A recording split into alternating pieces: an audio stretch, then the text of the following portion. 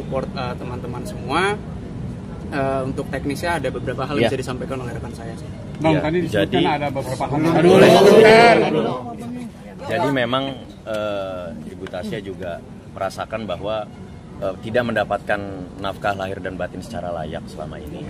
Dan juga terkait dengan dugaan penggelapan itu, kami pun juga melakukan upaya hukum. Kami sudah mengajukan somasi terhadap mantan suami Ibu Tasya terkait dugaan tersebut.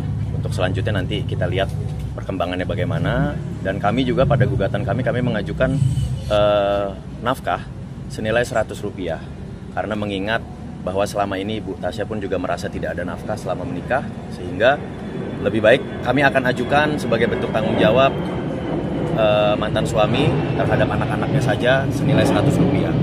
Kalau Rp100 ini pun juga tidak dapat dipenuhi, ya kami juga bingung bagaimana tanggung jawabnya, gitu ya. Terkait dengan dugaan penggelapan pun sudah kami ajukan. Nanti kami pun juga sudah mempersiapkan bukti-bukti, mempersiapkan dokumen-dokumen untuk upaya hukum selanjutnya, yaitu melaporkan ke pihak kepolisian. Untuk perkaranya di mana, Bang? Untuk hak asuh anak tadi sebetulnya, maka tadi saya bilang dalam mediasi ini adalah sepakat sebagian. Sepakat sebagian dalam artian ada yang disepakati di dalam tadi hak asuh anak ini sudah disepakati jatuh kepada klien kami Ibu Tasya. Jadi tidak dipermasalahkan nantinya, karena juga sebetulnya gugatan yang kami ajukan ini sifatnya tuh lebih kepada untuk perceraiannya. Kami tidak ada minta harta gono ini, terus hak asuh anak juga karena sudah dipenuhi. Jadi kita kedepannya akan fokus masalah pembuktian dari dalil-dalil yang kami sampaikan, dalil gugatan yang kami sampaikan. Apa yang kami sampaikan akan kami buktikan nanti pada proses persidangan selanjutnya. Dan tadi juga untuk timeline sudah disampaikan oleh majelis hakim. Sidang selanjutnya 8 Oktober itu untuk menyampaikan apakah ini mediasi deadlock atau tidak. Karena kan memang kita juga tahu sama-sama mediasi ini adalah suatu kewajiban atau sebuah kewajiban diatur oleh undang-undang, harus dilewati. Tadi sudah kami jalani berdua, prinsipal hadir baik penggugat maupun tergugat. Hasilnya sudah ada, sepakat sebagian. Selanjutnya tanggal 8 nanti adalah untuk memberitahukan secara formal bahwa mediasi ini udah ada hasilnya. Lanjutnya nanti jawaban dari pihak tergugat itu ada pada tanggal 10 Oktober. Nanti bergulir aja, selanjutnya ada replik, duplik, dan pembuktian. Ada rumah dari kapan juga, Kak? Nah ini gini, ini kan isu ya. Ini ada banyak lah memang. Ya nggak bisa kami pungkiri juga, kami dengar desas-desus itu.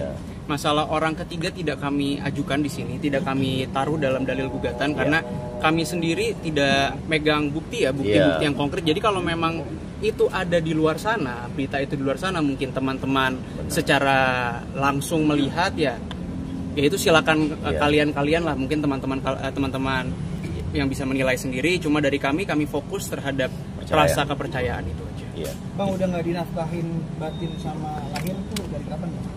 Wah, kalau itu sih terlalu private ya terkait itu. Tapi apabila tidak dinafkahi itu memang sejak awal. Jadi memang kami minta tolong sama teman-teman juga supaya mengetahui bahwa memang Bu Tasya ini kan dalam keadaan tekanan batin yang luar biasa. Biar menjadi jelas, kami klarifikasi terkait isu pihak ketiga, terkait hal-hal yang lain yang ramai di media pun itu, ini kami luruskan semua. Terkait pihak ketiga tidak ada menjadi dasar gugatan kami. Kami fokus terhadap perceraiannya dan hak asuh anak.